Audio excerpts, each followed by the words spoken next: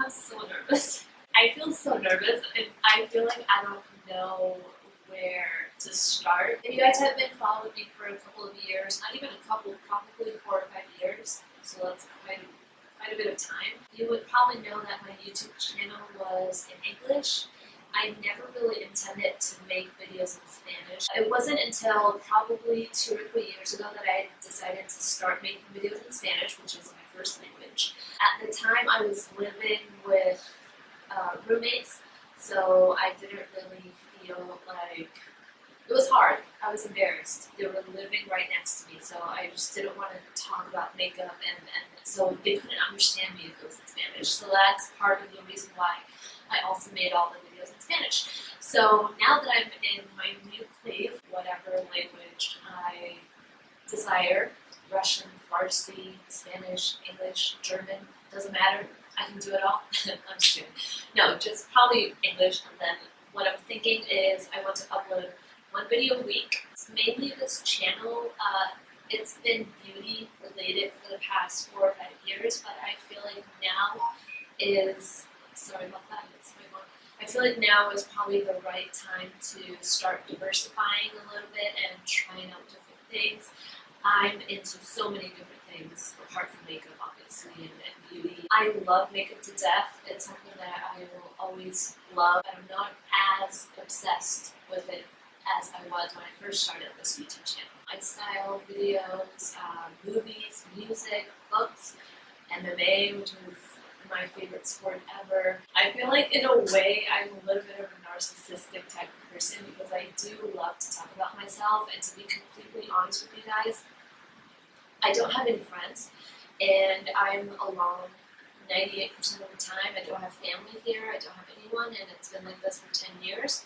And I'm not complaining, I love it. Like, I love being alone and I love just hanging out in my house. I rarely go out, I just go to work and then come home. But I'm not gonna lie, sometimes I end up talking to myself out loud because it's just part of human nature. You just need to talk, you need to open up. And I'm the type of person that I'm very open, tell people everything. Like, I'm the type of person that'll tell my Uber driver like about my first period, or like, you know what I mean, like crazy stuff like that. I just don't care. I don't care. That is what this whole thing is going to be about. I hope that you guys enjoy whatever comes your way.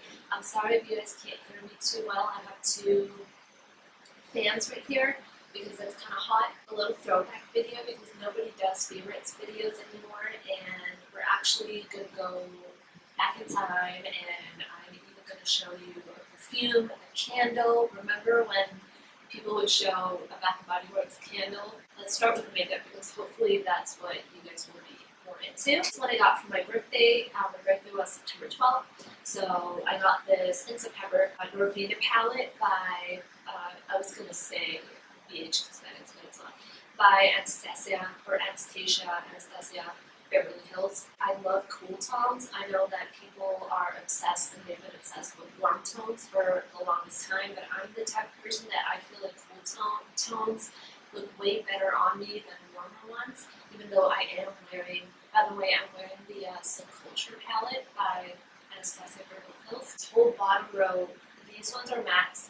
The top row, they're all shimmers. Your typical transition colors, like this one, Incense, which is a nice little brown, and then Eccentric, which is like that kind of like rusty walnut type of color, which it's perfect for fall. I'm going to do a little close-up so you guys can see it better, but basically I love that it's mostly purples and cool tones. It's actually a tiny one, super little, and that's why I love it so much. I wanted to try these ones for the longest time, and I would always see them in Sephora, but I don't know why I never picked one up until I'd say probably 2 or 3 months ago, and it's the Huda Beauty Smoky Obsessions palette. A lot of people get the warm one. They have probably like 4 or 5 different ones. They have the neon, it's the electric one, it has a bunch of neons. They have the warmer one, it has a bunch of orangey shades. I'm pretty sure they have a coral one, and they have the mauve. I do want to get that one. The one that has like mauve shades and burgundies and all that stuff. But I got the smoky one, which I feel like it's the one that nobody ever gets. because I just thought that it was a perfect palette for me for every day when I go to work, and it is. I love it because, first of all, I love how tiny it is and how compact it is. It comes with a mirror, so it's super lightweight, easy to travel. You can throw this in your purse. These ones are more powdery. You can definitely get a lot more fallout with these ones, but these ones were so pigmented and so buttery smooth. Super dark black, which is a staple, I feel like, because I love to use that as an eyeliner. And there's actually 4 matte shades, so the black, the transition color, which is a peachy nudish color, and then these 2 dark browns, more like a cool tone one and a warmer one. And then you have 3 sugary shades right here on the side. You have a brown, a peachy champagne color, and then a gold, and you have the silver. So you can't really go wrong. You have a perfect combination. 2 highlighters that I have been obsessed with for the past few months. A lot of Fenty Beauty, I have to say. I love that makeup line. It's Rihanna's makeup line. It's beautiful. I got a bunch of these things from the summer collection from this year. And this one is the Duo in Sandcastle and Minted Mojito. You can use these as eyeshadows, but you can use them as highlighters as well. I rarely use the Minted Mojito one as a highlighter because it's too blue and basically it's too green for my cheekbones and for my skin tone. It looks dark, but it actually doesn't show up that dark on my skin because I'm very pale, so I thought it would be too dark for me, but it isn't. And I do like to use this as an eyeshadow as well. It's a beautiful bronzy, lots of shimmer, Anastasia in Beverly Hills highlighter, and with I think this is a collaboration that they did with Ambroise. A beautiful champagne gold highlighter. What's so cool about this one is that the consistency of it is not, I wouldn't say that it's a powder, but I wouldn't say that it's a cream. It's not a gel. It's almost like a hybrid of all those things. A blinding highlight. It's not what I have on. I actually have on the Fenty one. If you guys like a blinding highlight, then you should definitely get this one. I'm all about the glosses, by the way, and the matte lipsticks. I am so over the liquid matte lipsticks. I have so many, and I don't know what to do with them at this point. I'm just so over having things that are uncomfortable on my lips. 2 glosses that I love. This one from Pixie, which is the collab that they did with Chloe Morello. And she's a YouTuber from Australia, and she came out with a bunch of makeup with Pixie, and this is the gloss, and this is the lip icing gloss cake. And it's a beautiful bronzy. It's the most, I wish this was a highlight. It's the most shimmery, sparkly, blinding, glossy, the most glossy gloss lip product that you could ever put on your lips. It's absolutely beautiful. I love putting this on my lips. It makes them look so wet and like they're dripping with like oil, like so juicy, and like this is from Bite Beauty, and it's one of the French press lip glosses in salted caramel. These lip glosses taste and smell like coffee. They have a bunch of ingredients like caffeine. They have a bunch of oils that are good and moisturizing to your lips. So this is definitely one that I like. I have to say though, it's not the most, when I first got it, I thought that it would be super long lasting and really, really smooth. I have it on right now. It's not the smoothest lip gloss that I've ever tried. I would say this one is a lot more smooth, but it's a lot more slippery as well. This one, you can definitely feel this, not stickiness, but a little bit of dryness, I would say. Maybe it's just me, I don't know, but I felt that it was a little bit dry for a lip gloss that I was just expecting it to be a lot more liquidy, but because it's so opaque, it has to be really thick. So if you guys are not into thick lip glosses, I wouldn't recommend this one, but I do love the color, and I love the fact that it's super opaque. So it looks like basically like a lipstick, but it's a lip gloss. 2 more lip glosses from Fenty Beauty, and this is one of the glosses that came in a trio. This is the one that she used in that Vogue tutorial that she did, and everyone fell in love with that lip gloss as soon as I saw it and knew that I had to have it as well. It's a beautiful goldy, it's a pinky gold lip gloss, and this one is in Vacre, and again, beautiful, perfect for the summer. Right now we're entering fall, but still, I mean, it's a beautiful lip gloss. I like to wear this one with a base or with some sort of lipstick. It's too golden, and sometimes it ends up being too light for my lips because I have very pigmented lips, so it covers my lips, but it makes them look just like gold. This is the Gloss Bomb lip gloss, and it just comes in this shade. She actually just came out with the second shade not too long ago, which is that clear diamond one, the pearl one. I love the consistency of this lip gloss. I feel like it's my favorite lip gloss of all time. It's so glossy, but it's not thick. It's not long lasting by any means, so you do have to reapply it, but it just gives you those juicy, thick, wet that's what she said, but like juicy, wet lips that everyone likes, and they feel so moisturizing. They have a bunch of oils and vitamin E, and it's amazing. So this one I love, and a lot of people use these as like primers as well. Like I've seen people wear this as almost like a chapstick under their lip products. I like to use it as a gloss, but still, it's a beautiful product. Let me know if you like that light, that bright, or if I should tone it down. I still have to see, I have to figure out my setup. If this is a good setup, it might stay this way, but I can't really see how this looks. So if I'm not focused, or if the light is too bright or whatever, then I'll figure it out once I'm editing. But for now, I did turn it up a bit because I felt like it was getting a little bit dark. So I'm just going to show you the candle, because let's just get that out of the way. Let's go back in time, 2008, Bath and Body Works candle. It's hard to say what flannel smells like because it doesn't have a smell. It's just a piece of fabric, but it smells so like fall-like, and it's actually getting chilly out in Toronto. I think it's probably like 12 degrees today.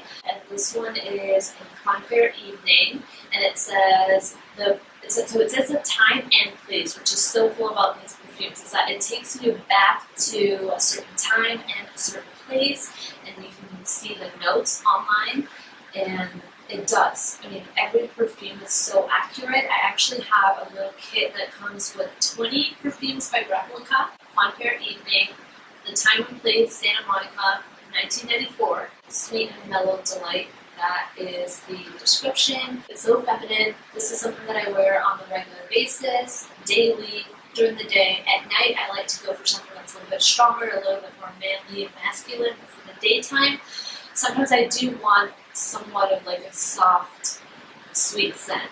Even though I'm not a fan of women's fragrances, I usually tend to go for men's because I love strong, musky scents. But that's that. This book I've been reading for the past month or so, and this is the Longevity book by Kieran Diaz, as the science of aging, the biology of strength, and the privilege of time. It talks about different cultures.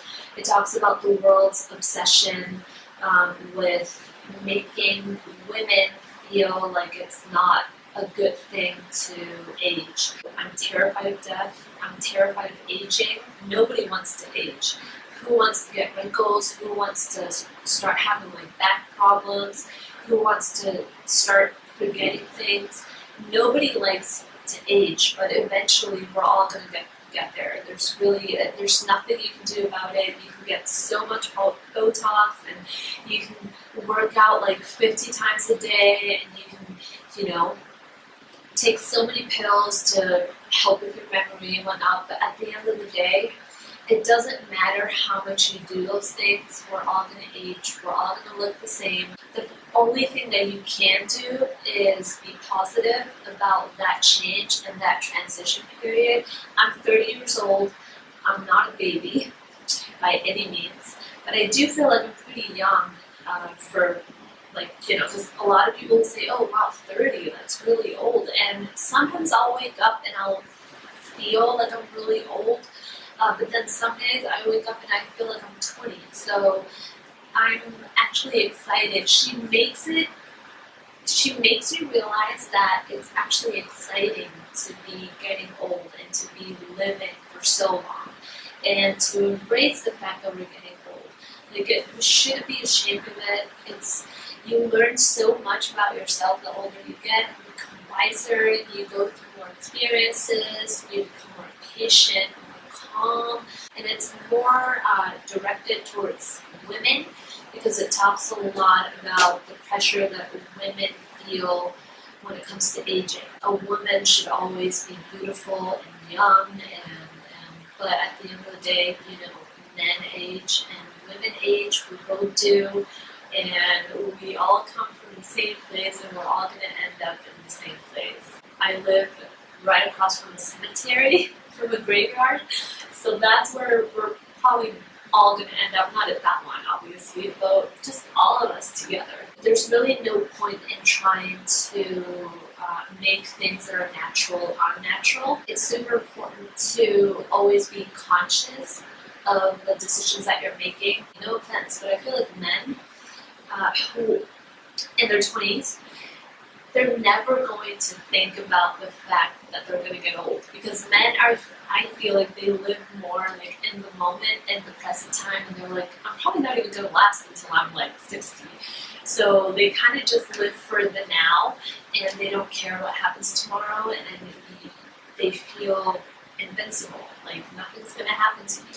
Well, 20, 25 years, 30 years down the line, you're going to start feeling the effects of the drinking and the doing the drugs and partying too much and not sleeping and eating McDonald's every day. And you're not going to see it right now because you're young, but you will see it one day.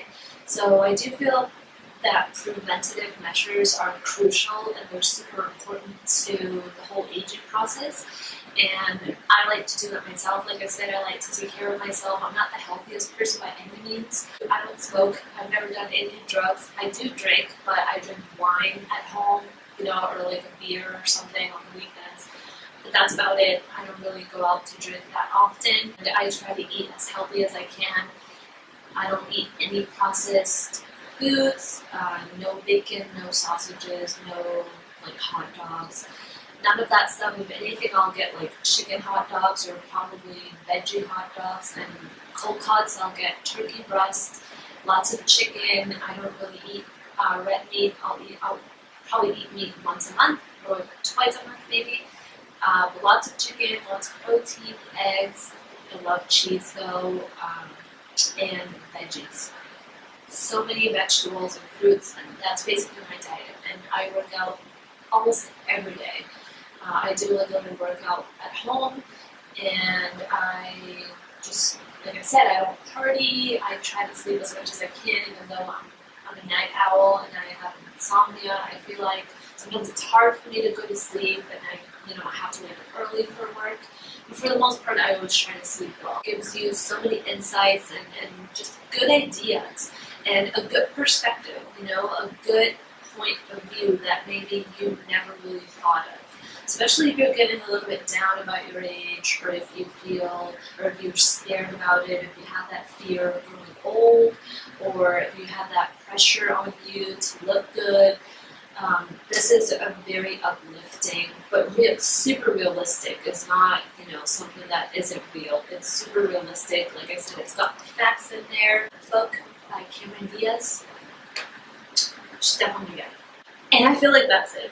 I've been talking for so long, I feel like I need to stop at this point and have to edit so much. So these have been my favorites for the past, I don't know how many months. Yeah, so hopefully you guys liked it, and I'll see you guys in my next video. Bye.